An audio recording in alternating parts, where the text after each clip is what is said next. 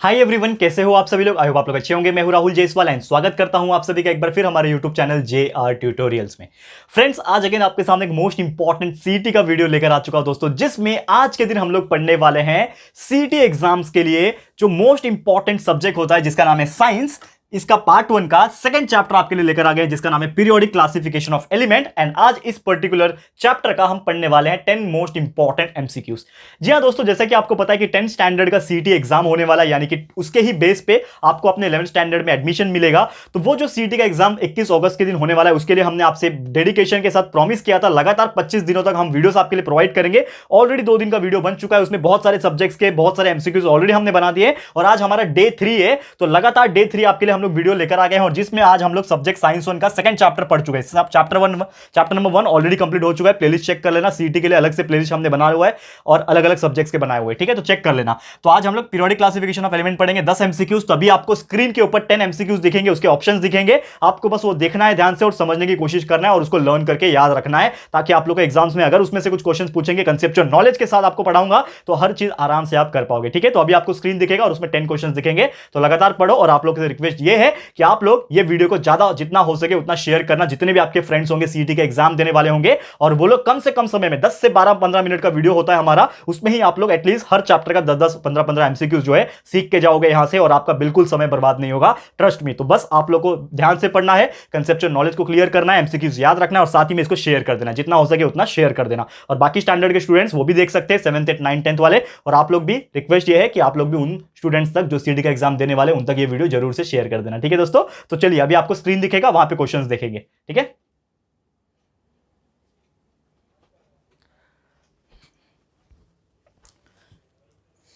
Okay दोस्तों, हम आ चुके हैं हमारे स्क्रीन के ऊपर एंड अभी आपको हम 10 एमसीक्यूज दिखाने वाले हैं जो कि इस चैप्टर के अंदर मोस्ट इंपॉर्टेंट एमसीक्यूज हमने ढूंढ के निकाले हैं।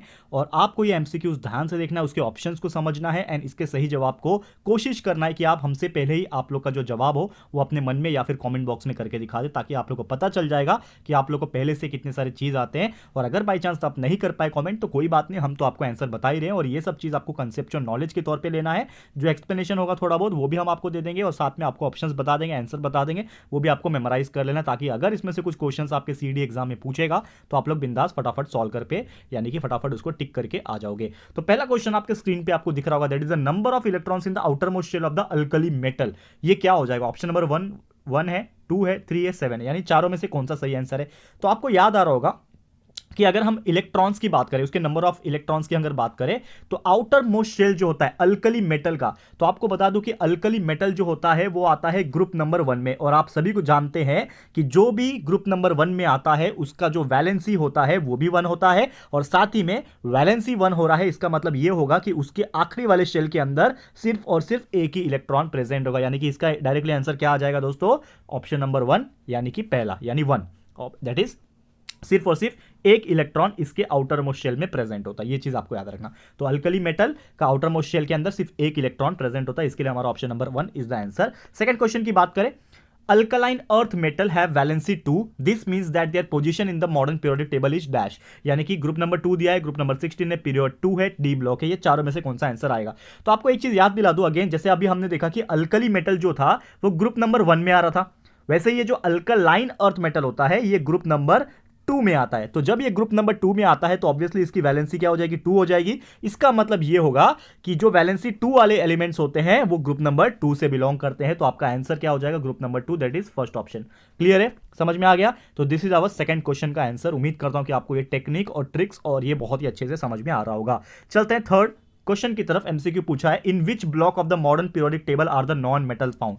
यानी नॉन मेटल्स किस पर्टिकुलर जगह पे, यानी किस पर्टिकुलर ब्लॉक में पाए जाते हैं। अगर आपको मैं बताने की कोशिश करूं तो आपको मैं बता दूं कि जो आपका एस ब्लॉक होता है, मेनली जो एस ब्लॉक होता है उसके अंदर मेटल्स पाए जाते हैं, ठीक है। डी ब्लॉक के अंदर आपको पता ही है, दैट इज आपके ट्रांजिशन एलिमेंट्स, यानी कि लैंथेनाइड एंड एक्टिनाइड सीरीज आ जाते हैं। एफ ब्लॉक आपको पता ही है, सॉरी, डी ब्लॉक के अंदर ट्रांजिशन एलिमेंट और एफ ब्लॉक के अंदर लैंथेनाइड एंड एक्टिनाइड आ जाते हैं। यानी कि क्या बच रहा है? सिर्फ और सिर्फ पी ब्लॉक। तो पी ब्लॉक ही एक ऐसा एलिमेंट्स है, पी ब्लॉक ही ऐसा एक ब्लॉक है जिसमें नॉन मेटल्स पाए जाते हैं, ठीक है। तो इसका आंसर सही जवाब हो गया option number B, P block. तो आपको याद रखना है, नॉन मेटल्स किस में पाए जाते हैं? पी ब्लॉक में। मेटल्स किस में पाए जाते हैं? एस ब्लॉक्स में। तो अगर दोनों टाइप में से कोई भी क्वेश्चन पूछेगा तो आप लोग इसका सही जवाब दे पाओगे, ठीक है। तो ये वाले क्वेश्चन का option number number B is the correct answer. Next question, which is the more fundamental property of element, यानी एलिमेंट का सबसे ज्यादा फंडामेंटल प्रॉपर्टी क्या होता है? एटॉमिक मास होता है कि एनर्जी होता है कि नंबर होता है कि पार्टिकल होता है? तो इसमें सबसे अच्छा आपको क्या दिख रहा है? एटॉमिक नंबर दिख रहा है। सबसे अच्छा क्यों बोला? क्योंकि हमेशा हम लोग कोई भी एलिमेंट का जिक्र करते हैं तो सबसे पहले उसका एटॉमिक नंबर ही लेते हैं। आपको पता है ना, दैट इज हाइड्रोजन पहले पे आता है, हीलियम दूसरे पे आता है, लिथियम तीसरे पे आता है, बेरिलियम चौथे पे आता है, बोरॉन पांचवें पे आता है। तो इस हिसाब से हम हर एलिमेंट्स का नंबर सबसे पहले याद रखते हैं, यानी कि सबसे ज्यादा उसका मोर फंडामेंटल प्रॉपर्टी क्या होता है? उसका एटॉमिक नंबर। तो इसका सही जवाब है atomic number, option number C. Clear है, याद रहेगा। चलते हैं next question, that is fifth example, fifth MCQ, which of the following elements is a liquid. तो लिक्विड कौन सा एलिमेंट है इसमें से? ब्रोमीन है, आयोडीन है, पोटेशियम है, क्लोरीन है। तो आपको मैं बता दूं, आयोडीन की बात करो तो आयोडीन आपने देखा भी होगा पाउडर फॉर्म में आता है। हमें जब भी चोट लगती है दोस्तों तो आयोडीन लगाया जाता है, यानी आयोडीन लिक्विड में नहीं हो सकता। पोटेशियम ऑब्वियसली पाउडर फॉर्म में आता है। क्लोरीन भी आपने देखा है कि क्लोरीन डाला जाता है स्विमिंग पूल वगैरह में, तो वो भी आपको लिक्विड फॉर्म में नहीं देखा जाता। तो क्या बच रहा है? ब्रोमीन बच रहा है। तो ब्रोमीन लिक्विड ही आता है, हमेशा याद रखना। केमिकल फैक्ट्रीज में ब्रोमीन का इस्तेमाल होता है बहुत सारे केमिकल्स को बनाने के लिए, मैंने देखा भी है इसको। तो bromine is a liquid material, liquid element, ये आपको याद रखना है, ठीक है। Option number is the correct answer. Next अगर बात करें MCQ number 6, the atomic radius is expressed in unit. कौन से यूनिट में एटॉमिक रेडियस को मापा जाता है? तो सबसे पहली बात समझ लो कि कोई भी एटम जो होता है वो बहुत ही छोटा होता है, मतलब इतना छोटा होता है कि हम लोग अपनी नेकेड आई से देख नहीं सकते, यानी कि सबसे छोटा जो यूनिट रहेगा तो ऑब्वियसली वही रहेगा एटॉमिक रेडियस यार। तो इसमें से सबसे छोटा यूनिट क्या होता है? सेंटीमीटर छोटा है, लेकिन उससे भी छोटा मिलीमीटर होता है, उससे भी छोटा नैनोमीटर होता है, लेकिन उससे भी छोटा पिकोमीटर होता है, जो कि होता है 10⁻⁻12 में, यानी कि सबसे छोटा यूनिट 10⁻⁻12 का है, पिकोमीटर। तो आपका इस क्वेश्चन का सही जवाब हो जाएगा पिकोमीटर, यानी एटॉमिक रेडियस जो होता है पिकोमीटर में एक्सप्रेस होता है। और एक और चीज आपको याद रखना कि बाई चांस अगर आपको ये क्वेश्चन पूछा एटॉमिक रेडियस के ऊपर और ऑप्शन में अगर पिकोमीटर नहीं है, तो अगर आपने देखा कि ऑप्शन में एंगस्ट्रॉन्ग अगर रहेगा आपको, ठीक है ना, एंगस्ट्रॉन्ग जो होता है, अगर एंगस्ट्रॉन्ग भी रहेगा तो angstrom is the correct answer आ जाएगा। यानी पिकोमीटर है तो पिकोमीटर पे टिक करना, लेकिन अगर एंगस्ट्रॉम है तो एंगस्ट्रॉम पे टिक करना। क्लियर है, याद रखना। ओके, नेक्स्ट अगर मैं बात करूं 7th MCQ, which shell is the second shell of atom,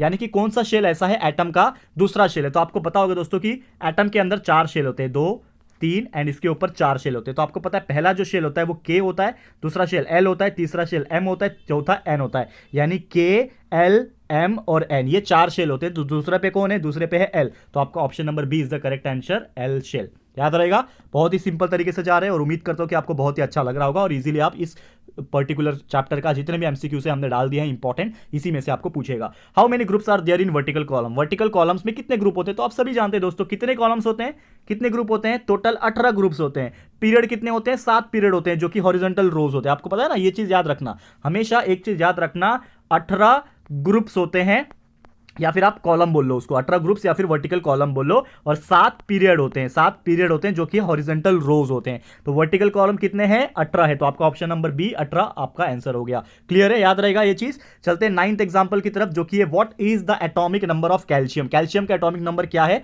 simple सी बात है, आपको मैंने एक स्पेशल अलग से वीडियो बनाया हुआ है। आप हमारे जेआर ट्यूटोरियल्स के अंदर जाओगे, प्लेलिस्ट के अंदर आप जाओगे ना, तो बहुत सारे रैंडम वीडियोस भी हम बनाते हैं। तो आप सीधा जाके ना सर्च करना कि how to learn atomic number, atomic number किसी भी एलिमेंट का कैसे लर्न कर सकते हैं, उसका एक ट्रिक बनाया मैंने। नॉर्मल तौर पे अगर मैं यहां पे बताऊं, HHE लीबे बकनॉफ ने नामक गलसी पेप्सी कोलार केसी है, science teacher very cruel man idiot को निकाले कॉलेज जाकर। इस प्रकार मैंने यहां पे बताया हुआ है कि हम किस हिसाब से एटॉमिक नंबर को याद रख सकते हैं। ये जो मैंने इतना बोला ना अभी, ये क्या है? ट्रिक है। तो ये ट्रिक का वीडियो अगर आप देखना चाहते हो 1 से लेकर 30 तक, 1 से लेकर 30 तक आप याद रख सकते हो एटॉमिक नंबर हर एक एलिमेंट का, तो वो जाके वीडियो देख लेना, आपको इजी पड़ेगा। लेकिन ये सवाल का जवाब मैं यहां पे दूंगा। तो atomic number of calcium is nothing but 20, ठीक है, ये चीज याद रखना। क्लियर है। नेक्स्ट अगर बात करें, बहुत ही अच्छा क्वेश्चन है, बहुत ही अलग तरीके का दिख रहा है। यहां पे पूछा है Saregama पधनी represents which law.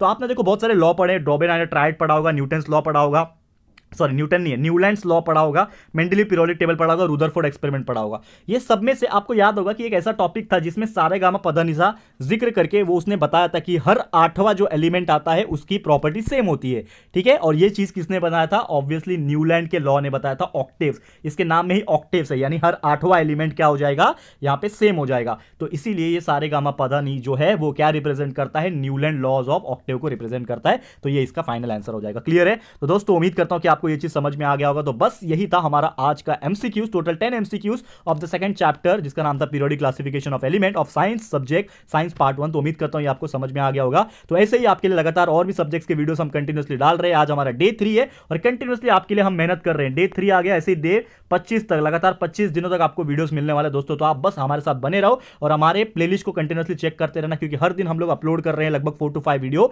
CET के लिए स्पेशली अलग से क्रिएट कर रहे हैं। रात रात को जाग के वीडियो बना रहे हैं एक्स्ट्रा। एक्स्ट्रा। और नॉर्मल जो हमारा पूरा दिन का शेड्यूल रहता है, जो कि normal 7th 8th 9th 10th के लिए हम लोग रेगुलर बैचेस जो चला रहे हैं, यानी कि जो रेगुलर शेड्यूल का वीडियोस हम डालते हैं, उनके सिलेबस के, उनके लेक्चर्स वीडियो डालते हैं, उसके अलावा भी एक्स्ट्रा टाइम निकाल रहे हैं सीटी पढ़ाने के लिए दोस्तों। तो ये हमारी जो मेहनत हम कर रहे हैं ना, वो प्लीज उसके लिए आप हमें सपोर्ट कर सकते हैं। और सपोर्ट आपको ये करना है कि ये वीडियो को जितना हो सके उतना उन स्टूडेंट्स तक पहुंचाना है जो सीईटी का एग्जाम देने वाले, तो उन तक जरूर से शेयर करो, ये वीडियो को ज्यादा से ज्यादा शेयर कर देना, ठीक है। तो बस आज के लिए इतना ही। ये वीडियो कैसा लगा आपको प्लीज हमें कमेंट करके बताना है, अपनी राय और सजेशन जरूर से देना है। वीडियो पसंद आए तो लाइक कर देना, शेयर जरूर से कर देना अपने सारे फ्रेंड्स एंड रिलेटिव्स को। एंड साथ ही में अगर आपने अभी तक इस चैनल को सब्सक्राइब नहीं किया तो फटाफट से चैनल को सब्सक्राइब कर देना, साथ में एक बेल आइकन होता है उसको प्रेस कर देना, ताकि फ्यूचर में हम कोई भी वीडियोस को अगर अपलोड करेंगे तो आप लोगों को नोटिफिकेशन मिलती रहेगी, ठीक है फ्रेंड्स। तो मिलते हैं हमारे अगले वीडियो में। ये वीडियो देखने के लिए thank you and good bye.